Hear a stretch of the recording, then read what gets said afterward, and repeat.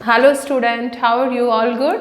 तो बच्चों, हम लोग स्टडी कर रहे थे कार्बोक्सिलिक एसिड की केमिकल प्रॉपर्टीज़ की, जिसमें टोटल 3 स्टेप्स थे। तो 2 स्टेप हम लोग ने ओवर कर लिए हैं। फर्स्ट स्टेप में हम लोग ने क्या किया था बच्चों? तो फर्स्ट स्टेप में हम लोग ने OH बॉन्ड क्लीव करने के बाद किस तरह की रिएक्शंस हो रही थी, केमिकल रिएक्शंस, वो सारी हम लोगों ने कंप्लीट की। एंड सेकेंड स्टेप में हम लोगों ने कार्बोक्सिलिक एसिड ग्रुप जो है, कार्बोक्सिल ग्रुप मतलब CO बॉन्ड अगर क्लीव कर रहा है तो किस किस तरह की केमिकल रिएक्शंस होती है, वो भी हम लोग ने ओवर कर लिया है।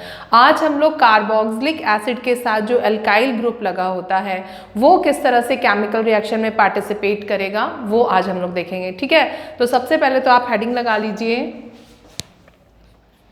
रिएक्शन involving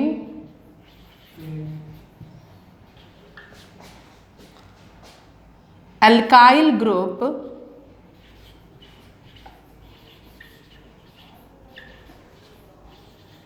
of carboxylic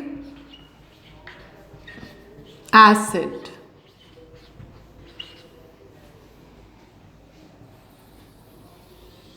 तो बच्चों, इसमें सबसे फर्स्ट हम लोग देखेंगे ऑक्सीडेशन, कि ऑक्सीडेशन कहाँ और कैसे हो रहा है। तो हेडिंग लगा लीजिए, ऑक्सीडेशन। अब ऑक्सीडेशन में हम यहाँ पर माइल्ड ऑक्सीडाइजिंग जो एजेंट है, जैसे कि हाइड्रोजन पेरोक्साइड, उसके साथ कार्बोक्सिलिक एसिड अगर रिएक्ट कर रहा है तो किस तरह की रिएक्शन दे रहा है, क्या हो रहा है। तो लिख लीजिए आप लोग, carboxylic acid treated with mild oxidizing agent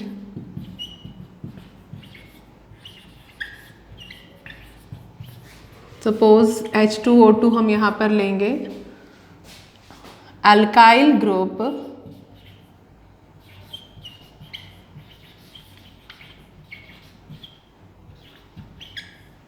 is oxidized on beta position, at beta position,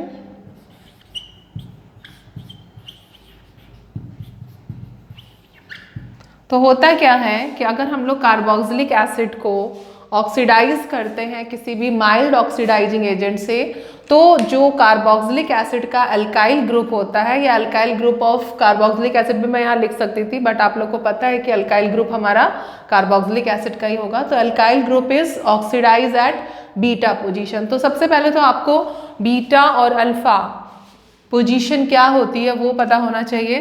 तो जैसे मैं यहाँ पे सपोज ले लेती हूँ बच्चों, 4 कार्बन का एक कार्बोक्सिलिक एसिड, ब्यूटेनॉइक एसिड। तो यहाँ पे मैं ब्यूटेनॉइक एसिड ले रही हूँ और इसका ऑक्सीडेशन करा रही हूँ mild oxidising agent hydrogen peroxide से। तो क्या होता है कि अल्फा नहीं बल्कि बीटा पोजीशन पर जो अल्काइल ग्रुप है वो ऑक्सीडाइज हो जाता है। ठीक है, तो देखो यहाँ पे कि अल्फा और बीटा कार्बन किसको बोलते हैं, वही तो उसकी अल्फा और बीटा पोजीशन होगी। तो ये है बच्चों हमारा फंक्शनल ग्रुप।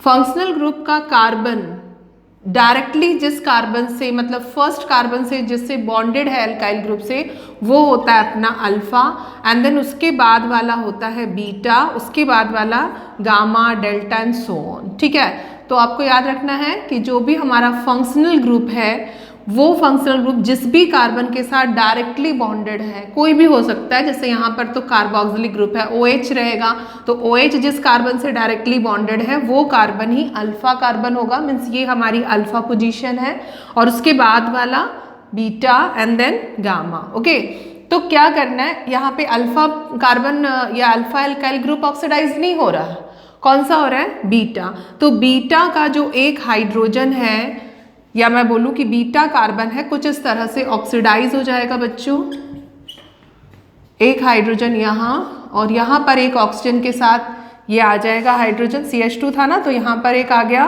और ये आ गया अपना CH2COOH। तो कुछ इस तरह का कंपाउंड हम लोगों को मिल रहा है। इसको हम क्या बोल सकते हैं, अगर इसका हम कॉमन नेम बोले बच्चों तो ये हो जाएगा बीटा हाइड्रोक्सी का 4 कार्बन है तो butyric acid, alpha hydroxy butyric acid हमको मिलता है। तो कब मिलता है बच्चों, जब हम कार्बोक्सिलिक एसिड की रिएक्शन एक माइल्ड ऑक्सीडाइजिंग एजेंट के साथ कराते हैं तो हम लोगों को जो अल्फा छोड़ दीजिए आप, बीटा पोजीशन का जो एल्काइल ग्रुप है वो ऑक्सीडाइज हो जा रहा है और हमको जो कंपाउंड मिल रहा है वो मिल रहा है beta hydroxy butyric acid. Okay, तो चलिए इसको नोट कर लीजिए। तो बच्चों आपने नोट कर लिया कि अगर हम लोग माइल्ड ऑक्सीडाइजिंग एजेंट के साथ इसको ट्रीट करवाते हैं तो ऑक्सीडेशन बीटा पोजीशन पे होता है। तो भाई अल्फा पोजीशन पर कब होगा, तो क्या होगा देखिए, चलिए इसको भी नोट कर लीजिए। If carboxylic acid is treated with selenium oxide SeO2, the alkyl group is oxidized at alpha position। तो अगर हम सेलेनियम ऑक्साइड के साथ कार्बोक्सिलिक एसिड को ट्रीट करवाते हैं तो क्या होता है बच्चों, तो उसका जो अल्फा पोजीशन वाला अल्काइल ग्रुप होता है वो ऑक्सीडाइज होता है। चलिए देखते हैं कैसे। तो मैं कुछ इस तरह से एक कार्बोक्सिलिक एसिड फिर से ले लेती हूँ, ब्यूटेनोइक एसिड। ये है हमारा ब्यूटेनोइक एसिड, कुछ इस तरह से भी इसको हम लोग लिख सकते हैं, इस तरह से भी लिख सकते हैं। तो ये है हमारा ब्यूटेनोइक एसिड और इसकी रिएक्शन मैं सेलेनियम ऑक्साइड के साथ करा रही हूँ, ऑक्सीडेशन हो रहा है और ऑक्सीडेशन में अब की बार ये अल्फा जो अल्काइल ग्रुप है वो ऑक्सीडाइज होगा और जो कंपाउंड अपन लोग को मिलेगा बच्चों वो कुछ इस तरह से मिल जाएगा। This is alpha keto acid या कार्बोक्सिलिक एसिड, ये कीटो ग्रुप है तो अल्फा कीटो कार्बोक्सिलिक एसिड और साथ में अपन को मिलेगा वाटर एंड सेलेनियम। ओके, तो H2O2 के साथ मीन्स हाइड्रोजन पेरोक्साइड के साथ हमको बीटा हाइड्रोक्सी ब्यूटेरिक एसिड मिल रहा है ऑक्सीडेशन से। एंड अगर हम लोग सेलेनियम ऑक्साइड के साथ अगर ट्रीट करा रहे हैं तो ऑक्सीडेशन कहाँ हो रहा है बच्चों, अल्फा पोजीशन पे, तो हमको मिल रहा है अल्फा कीटो एसिड। ओके, चलिए नोट कर लीजिए इसको, फिर मैं आगे बताती हूँ। तो बच्चों नेक्स्ट जो हमारी रिएक्शन होगी वो है एक name reaction, Hell Volhard Zelinsky reaction, जिसको हम HVZ बोलते हैं क्योंकि नेम कुछ ज़्यादा ही बड़ा सा है। तो नेम लिख लीजिए, हेल वॉलहार्ट जेलिंस्की रिएक्शन। इसको हम लोग HVZ के नेम से भी जानते हैं और इसको हम अल्फा हैलोजिनेशन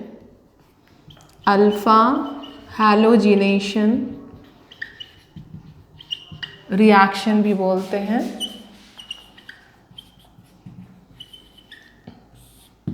तो अल्फा हैलोजिनेशन रिएक्शन बोलने का रीज़न क्या है कि यहाँ पर अल्फा पोजीशन का जो कार्बन होगा उसका हाइड्रोजन रिप्लेस हो जाएगा किसी भी हैलोजन से। तो होता क्या है बच्चों कि अगर हम लोग कार्बोक्सिलिक एसिड का reaction, carboxylic acid react with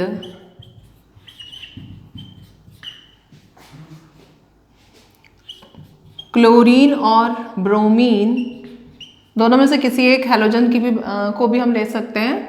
तो carboxylic acid react with chlorine और bromine in the presence of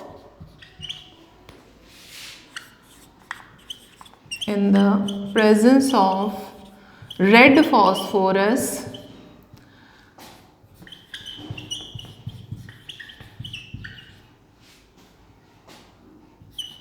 alpha hydrogen is replaced by Cl2 और Br2, ये होता है। ठीक है, तो अभी हम लोग रिएक्शन से देख लेते हैं। CH3 CH2 COOH, ये अपना कार्बोक्सिलिक एसिड है, प्रोपियोनिक एसिड, और इसको हम ट्रीट करा रहे हैं Cl2 के साथ इन the presence of red phosphorus. ये सारी चीज़ें हैं। तो क्या होता है यहाँ पे कि अल्फा हाइड्रोजन मीन्स हम इसकी बात करेंगे, अल्फा हाइड्रोजन रिप्लेस हो जाएगा एक क्लोरीन से और हमको मिल जाएगा बच्चों CH3 CHCl COOH, alpha chloro carboxylic acid या अल्फा क्लोरो प्रोपियोनिक एसिड। अब आगे क्या हो सकता है बच्चों? तो आगे अगर हम लोग फिर से एक बार इसको Cl2 के साथ ट्रीट करवाएं इन the presence of red phosphorus, तो एक बार फिर से यहाँ पे जो हाइड्रोजन है वो रिप्लेस हो जाएगा और हम लोगों को मिल जाएगा CH3 Cl2 COOH। तो this is dichloro propionic acid, this is dichloro propionic acid. तो ये है हेल-वॉलहार्ड ज़ेलेंस्की रिएक्शन या HBZ रिएक्शन, जिसमें हम क्या करते हैं बच्चों, हम क्लोरीन या ब्रोमीन को ट्रीट कराते हैं कार्बोक्सिलिक एसिड के साथ इन the presence of red phosphorus. तो हमको यहाँ पे जो अल्फा पोजीशन का एल्काइल ग्रुप होता है उसका हाइड्रोजन जो है वो हेलोजन के साथ रिप्लेस होके कंपाउंड फॉर्म करता है। तो सबसे पहले एक हाइड्रोजन हुआ, जैसे कि हम लोग लाइट के प्रेजेंस में हेलोजनेशन कराते हैं, यहाँ पे रेड फॉस्फोरस की प्रेजेंस में हो रहा है। बस याद रखना है कि अल्फा कार्बन जो है उसका हाइड्रोजन ही रिप्लेस होगा, मीन्स अल्फा कार्बन में ही हेलोजनेशन होगा। तो अल्फा क्लोरो प्रोपियोनिक एसिड मिल गया हमको, या मोनोक्लोरो प्रोपियोनिक एसिड भी हम बोल सकते थे। इसके बाद डाई क्लोरो प्रोपियोनिक एसिड, अगर यहाँ पे एक और हाइड्रोजन होता तो हमको ट्राई क्लोरो भी मिल सकता था, है ना। अगर मैंने लिया होता इथेनॉइक एसिड तो इथेनॉइक एसिड में हमको ट्राई क्लोरो इथेनॉइक एसिड भी मिल सकता था। जितने हाइड्रोजन होंगे वो सारे के सारे रिप्लेस हो जाएंगे हैलोजन से। ओके, चलिए नोट कर लीजिए इसको। तो बच्चों अब ये जो हमारा अल्फा हेलो कार्बोक्सिलिक एसिड बना है उससे हम कुछ इंपॉर्टेंट कंपाउंड की प्रिपरेशन मेथड देखेंगे। तो हेडिंग लगाइए, सम important reaction for preparation of some important compound।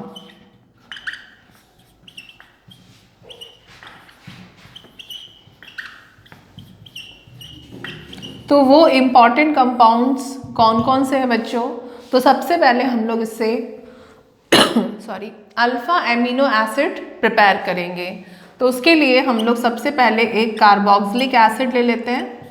जैसे मैं यहाँ पर प्रोपियोनिक एसिड ले लेती हूँ।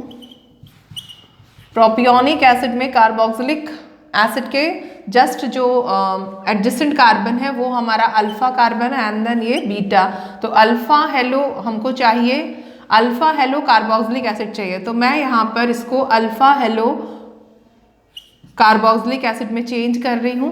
अब क्या होता है एक्चुअली में कि ये जो कार्बन हेलोजन बॉन्ड है वो पोलराइज हो जाता है और काफ़ी एक्टिव हो जाता है, और एक्टिव हो जाता है तो यहाँ पर रिएक्शन बहुत ही ईजीली हो सकती है, क्योंकि ये बॉन्ड पोलराइज हो गया है तो इजीली क्या होगा, ब्रेक हो जाएगा।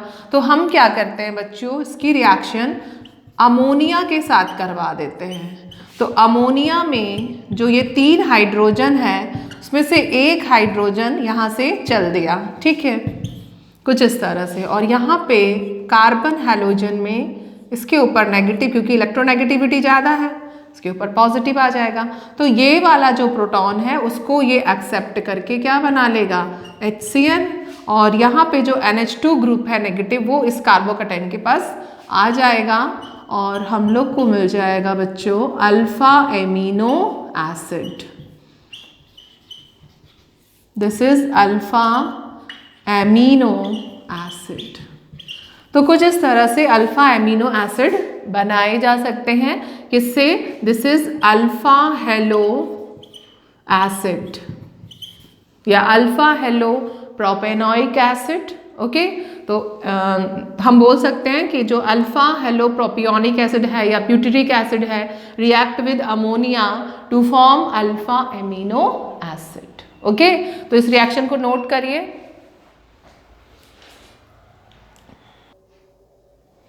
तो बच्चों इसके बाद अगर हम लोग अल्फा हेलो एसिड की रिएक्शन एक्वस KOH के साथ करा दें, एक्वस KOH, अल्कोहलिक KOH नहीं बोल रही हूँ, एक्वस KOH के साथ कराएं तो क्या होगा,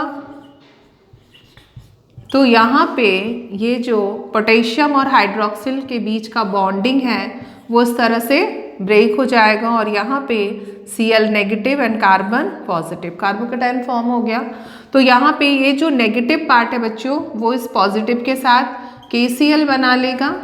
ओके, नाउ अब ये Cl जा चुका है तो ये जो हाइड्रोक्सिल ग्रुप है यहाँ पर इसकी जगह रिप्लेस हो जाएगा। तो ये हो जाएगा हमारा CH3COH COOH। This is alpha hydroxy, this is alpha hydroxy acid या कार्बोक्सिलिक एसिड या प्रोपियोनिक एसिड। ओके, नाउ ये तो थी एक्वस KOH। अगर अल्कोहलिक KOH ले ले तो क्या होगा, तो चलिए उसको भी देख लेते हैं हम लोग। तो अल्कोहलिक KOH में बच्चों एक साथ हैलोजन एंड कार्बन दोनों ही चले जाते हैं। तो यहाँ पर हम अल्कोहलिक KOH ले लेते हैं और अल्कोहलिक KOH में इसको हम लोग डिहाइड्रो हैलोजिनेशन भी बोलते हैं। डिहाइड्रो हैलोजिनेशन मतलब हाइड्रोजन और हैलोजन ये दोनों का बाहर निकलना, एक साथ ही निकलना। ओके, तो यहाँ पे अगर मैं इसके तीनों हाइड्रोजन को कुछ इस तरह से या एक को मैं इस तरह से लिख दूँ तो इस तरह से भी हम लोग CH3 को लिख सकते हैं। तो होगा क्या बच्चों कि ये जो अल्फा पोजीशन का हैलोजन है ये और ये जो हमारा बीटा का हाइड्रोजन है ये दोनों ही एक साथ रिमूव हो जाते हैं और होगा क्या, यहाँ पर डबल बॉन्ड फॉर्म हो जाएगा कुछ इस तरह से, प्रोपियोन इनोइक एसिड। ये क्या बन गया हमारा, इनोइक एसिड। तो कुछ इस तरह से यहाँ पर क्या हो गया है, डिहाइड्रो हैलोजिनेशन हो गया है। मीन्स हाइड्रोजन एंड हैलोजन दोनों ही एक साथ रिमूव हो जाते हैं और हमको जो कंपाउंड मिलता है वो अनसैचुरेटेड एसिड का इनोइक एसिड मिल जाता है। प्रोप नेम हो जाएगा बच्चों इसका, प्रोप इनोइक एसिड, ये मिल जाता है। नोट करिए इसको। तो बच्चों एक और रिएक्शन में यही बता देती हूँ कि अगर हम लोग कार्बोक्सिलिक एसिड की रिएक्शन, कार्बोक्सिलिक एसिड तो नहीं बोलेंगे, अल्फा क्लोरो या अल्फा ब्रोमो कार्बोक्सिलिक एसिड की रिएक्शन अल्कोहलिक KCN के साथ कराते हैं तो क्या होता है। तो यहाँ पे ये जो पोटेशियम और साइनाइड के बीच का बॉन्ड है बच्चों वो ब्रेक होगा और यहाँ से ये वाला बॉन्ड जो हमारा CCl बॉन्ड है वो ब्रेक हो जाएगा। क्या फॉर्म हो जाना है, तो KCl हमारा रिमूव हो जाएगा, सॉल्ट फॉर्म कर लेगा और ये जो कार्बोकैटायन है इसको एक और क्या मिल जाएगा हमारा Cn नेगेटिव चार्ज आयन मिल जाएगा और ये फॉर्म कर लेगा कुछ इस तरह से अल्फा साइनो एसिड या अल्फा साइनो प्रोपियोनिक एसिड। अगर हम इसका एसिडिक हाइड्रोलिसिस करा दें बच्चों, एसिडिक हाइड्रोलिसिस करा दूं मैं, तो ये जो हमारा ये CH कैसे हो गया, CN है ये। तो ये जो नाइट्रोजन है वो अमोनिया के फॉर्म में रिमूव हो जाता है और इसके बाद यहाँ पर कार्बोक्सिलिक ग्रुप आ जाएगा अपना COOH। तो ये बन जाता है अपना डाई कार्बोक्सिलिक एसिड। बहुत छोटा छोटा हो गया यहाँ पे। This is di carboxylic acid. कैसे बना बच्चों? तो हमने हाइड्रोलिसिस करा दी है। हाइड्रोलिसिस से क्या हुआ, नाइट्रोजन यहाँ पे टोटल कितने हैं, 4 है ना हाइड्रोजन। तो 3 हाइड्रोजन इस नाइट्रोजन को मिले और एक जो हाइड्रोजन बचा हुआ था और 2 ऑक्सीजन, तो 2 ऑक्सीजन और 1 हाइड्रोजन इस वाले कार्बन को मिल गया और ये बना लिया है कार्बोक्सिलिक ग्रुप। ओके, ये वाला तो पहले ही से था अपना। तो यहाँ पे इसकी हाइड्रोलिसिस हो गई है, नाइट्रोजन अमोनिया के फॉर्म में रिमूव हो गया एंड देन जो 2 ऑक्सीजन और 1 हाइड्रोजन था वो इस कार्बन को मिल गया है, बैलेंस हो रही है रिएक्शन और बन गया है डाई कार्बोक्सिलिक एसिड। तो ये कुछ इंपॉर्टेंट कंपाउंड की प्रिपरेशन मेथड थी और एक इंपॉर्टेंट रिएक्शंस थी जो हमने ओवर कर ली है। तो आप इसको नोट कर लीजिए, फिर आगे मैं बताती हूँ। तो बच्चों नेक्स्ट है इलेक्ट्रोफिलिक सब्स्टिट्यूशन रिएक्शन। तो इलेक्ट्रोफिलिक सब्स्टिट्यूशन रिएक्शन क्या, जो हमारा एरोमेटिक कार्बोक्सिलिक एसिड है, मीन्स बेंजोइक एसिड है, क्या उसमें इजीली हो पाता है? तो नो, नहीं हो पाता है। क्यों नहीं हो पाता है? तो इसका रीज़न है कि एक्चुअली में जो हमारा बेंजीन रिंग है वो कार्बोक्सिलिक ग्रुप की वजह से जो ऑर्थो एंड पैरा पोजीशन होती है वो उसकी डीएक्टिवेट हो जाती है। कैसे हो जाती है चलिए देखते हैं। तो सपोज यहाँ पर मैंने ले लिया है एक एरोमेटिक कार्बोक्सिलिक एसिड जिसको हम बोलते हैं बच्चों benzoic acid. This is benzoic acid. तो इस बेंजोइक एसिड में अगर मैं इसको कुछ इस तरह से लिख दूं, ये जो ऑक्सीजन है वो इलेक्ट्रॉन विड्रॉइंग हाईली इलेक्ट्रोनेगेटिव है ना, तो ये जो ऑक्सीजन है वो इलेक्ट्रॉन विड्रॉइंग ग्रुप है और ये क्या करेगा, इस पाई इलेक्ट्रॉन को अपने टुवर्ड्स अट्रैक्ट कर लेगा और नेगेटिव चार्ज आ जाएगा, इसके ऊपर आ जाएगा पॉजिटिव चार्ज। तो ये क्या करेगा, ये इस पाई वाले इलेक्ट्रॉन पेयर को अपने टुवर्ड्स शिफ्ट कर लेगा और कुछ इस तरह से हम लोगों को ये मिल जाएगा,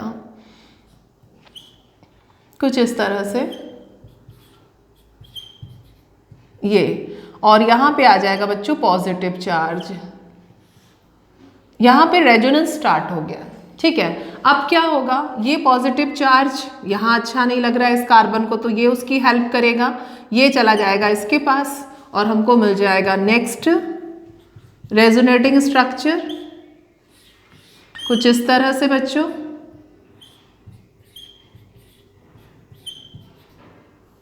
ये तो ये पॉजिटिव चार्ज हमारा यहाँ आ गया, ठीक है। अब क्या होगा, तो ये वाला जो पॉजिटिव चार्ज है इसको हटाने के लिए ये जो इलेक्ट्रॉन पेयर है वो यहाँ इसकी तरफ आ जाएंगे, तो हमको एक नया स्ट्रक्चर मिल जाएगा कुछ इस तरह से।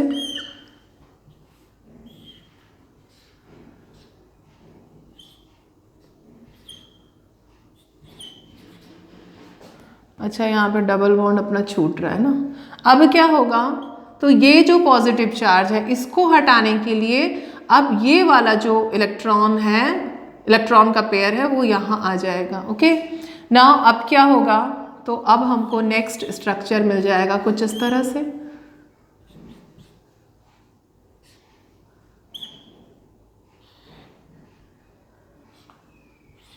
तो इस कार्बन पे आ जाएगा पॉजिटिव,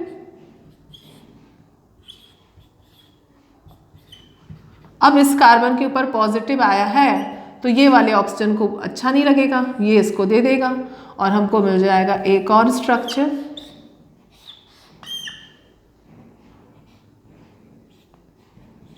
वापस से हमको वही स्ट्रक्चर मिल गया, लेकिन बॉन्ड पूरी तरह से चेंज हो चुके हैं, ये वाला और ये वाला स्ट्रक्चर, इसमें जो बॉन्डिंग है वो बिल्कुल भी चेंज हो गई। तो इस तरह से हमको कुछ 1 2 3 4 5 6 स्ट्रक्चर मिल रहे हैं, रेजोनेटिंग स्ट्रक्चर। और ऐसा क्यों हो रहा है, क्योंकि यहाँ बहुत ही अच्छा रेजोनेंस देखने को मिल रहा है इलेक्ट्रॉन विड्रॉइंग ग्रुप की वजह से। तो होगा क्या, ऐसा होने पर हुआ क्या है, हुआ ये है कि ऐसा होने से ortho position, this is ortho position, this is para position, and this is also ortho position. Ortho और पैरा पोजीशन पर जो इलेक्ट्रॉन की डेंसिटी है, ऑर्थो एंड जो पैरा पोजीशन है, इसमें इलेक्ट्रॉन की जो डेंसिटी है बच्चों वो डिक्रीज हो गई। तो अभी हमारा इलेक्ट्रोफिलिक सब्स्टिट्यूशन रिएक्शन होगा कहाँ? क्योंकि हमको करना क्या है, हमको रिंग सब्स्टिट्यूशन रिएक्शन करना है। रिंग सब्स्टिट्यूशन रिएक्शन, या हम बोले, मार्कर को मैं थोड़ा सा चेंज कर रही हूँ, लाइट चल रहा है, या हम बोले इलेक्ट्रोफिलिक सब्स्टिट्यूशन रिएक्शन। ये हम लोग को करना है। तो भाई कहाँ से होगा? ऑर्थो और पैरा पोजीशन पर तो इलेक्ट्रॉन की डेंसिटी बहुत ही लो है, तो इसी वजह से एक्चुअली में ये जो कार्बोक्सिलिक ग्रुप है वो डीएक्टिवेटर है, वो डीएक्टिवेट कर रहा है ऑर्थो एंड पैरा पोजीशन को। तो हमारा जो कार्बोक्सिलिक ग्रुप है बच्चों, दिस ग्रुप इज डीएक्टिवेटर। ये डीएक्टिवेटर है, ये ऑर्थो एंड पैरा पोजीशन पर इलेक्ट्रॉन की डेंसिटी को क्या कर रहा है? लो कर रहा है, डिक्रीज कर रहा है। तो यहाँ ऑर्थो और पैरा फिर तो जो रिंग सब्स्टिट्यूशन रिएक्शन है, या फिर मैं बोलूँ कि इलेक्ट्रोफिलिक सब्स्टिट्यूशन रिएक्शन है, वो नहीं होने वाली है। तो कहाँ होगी? तो अब बची हमारी मेटा पोजीशन। तो यहाँ पे जो रिंग सब्स्टिट्यूशन रिएक्शन है वो कहाँ होती है? मेटा पोजीशन पर होती है। तो कौन कौन सी होती है बच्चों? तो सबसे पहले हम लोग कर लेते हैं नाइट्रेशन, सल्फोनेशन एंड हैलोजिनेशन। तो सबसे पहले मैं बता देती हूँ आप लोगों को नाइट्रेशन। ओके, नाइट्रेशन में जो हमारा कार्बोक्सिलिक ग्रुप है बच्चों, उसमें ऑर्थो पोजीशन पे इलेक्ट्रोफाइल अटैक नहीं करेगा। कहाँ करेगा? मेटा पोजीशन पे। ये हमारी 1,2 पोजीशन और ये 1,3 position, this is Meta position. तो यहाँ पे इस मेटा पोजीशन पर ही जो इलेक्ट्रोफाइल है वो अटैक करेगा। आज मार्कर बहुत लाइट चल रहा है, एक और मैं ट्राई करती हूँ। तो यहाँ पे हम पहले ले लेते हैं नाइट्रेटिंग मिक्सचर। तो what is nitrating mixture? Concentrated nitric acid और कॉन्सेंट्रेटेड सल्फ्यूरिक एसिड, इसका जो मिक्सचर होता है बच्चों वही होता है नाइट्रेटिंग मिक्सचर। तो यहाँ पे जो नाइट्रिक एसिड है वो कुछ इस तरह से ब्रेक हो जाएगा, OH negative and NO2 positive. तो दिस नाइट्रोनियम आयन, ये है हमारा, ये जो हमारा नाइट्रोनियम आयन है बच्चों, यही तो है हमारा इलेक्ट्रोफाइल। और ये इलेक्ट्रोफाइल ऑर्थो पोजीशन पे नहीं, कहाँ अटैक करने वाला है? मेटा पोजीशन पे। तो क्या होगा कि मेटा का जो हाइड्रोजन है वो इस OH के साथ क्या बना लेगा? वाटर बना के बाहर निकला, और ये H+ जैसे ही ये प्रोटॉन निकला वहाँ पर NO2 अटैक कर लेगा और हम लोग को मेटा नाइट्रोबेंजोइक एसिड मिल जाएगा। This is Meta nitrobenzoic acid. तो यहाँ मेटा पोजीशन से प्रोटॉन बाहर और नाइट्रोनियम अंदर चला गया और अपन लोग को मिल चुका है मेटा नाइट्रोबेंजोइक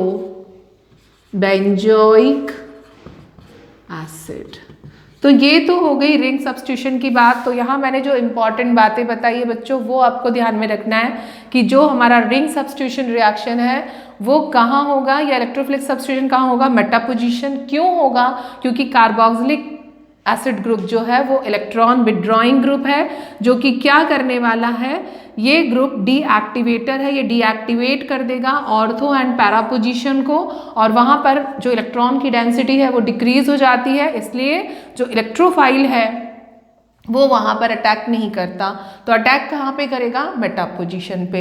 ये अच्छे से आप लोग को याद में रखना है क्योंकि ये क्वेश्चन जो है वो बोर्ड एग्जाम में भी पूछता है। ठीक है, तो सल्फोनेशन एंड हैलोजिनेशन मैं बाद में बताती हूँ, पहले आप इसको नोट कर लो।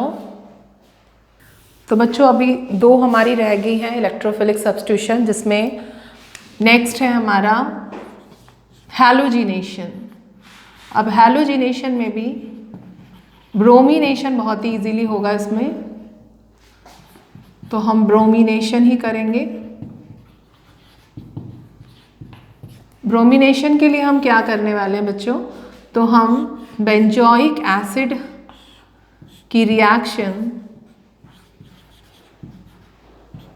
ब्रोमीन के साथ कराने वाले हैं FeBr3 की प्रेजेंस में, जो कि एक लुईस एसिड है। क्या होगा, तो हमको पता चल चुका है कि ऑर्थो और पैरा जो पोजीशन है वो तो डीएक्टिवेट हो गई है, तो हमारा इलेक्ट्रोफाइल जो बनेगा ब्रोमोनियम आयन वो अटैक करेगा कहाँ, इस मेटा पोजीशन पे।